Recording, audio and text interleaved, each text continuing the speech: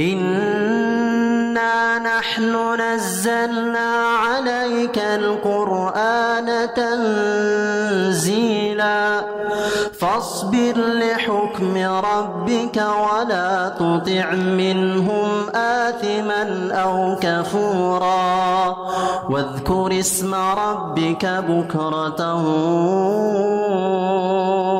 وأصيلا ومن الليل فاسجد له وسبحه ليلا طويلا إن هؤلاء يحبون العاجلة ويذرون وراءهم يوما ثقيلا نحن خلقناهم وشددنا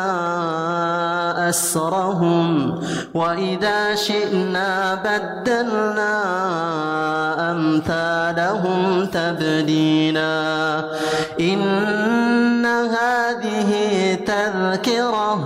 فمن شاء اتخذ إلى ربه سبيلا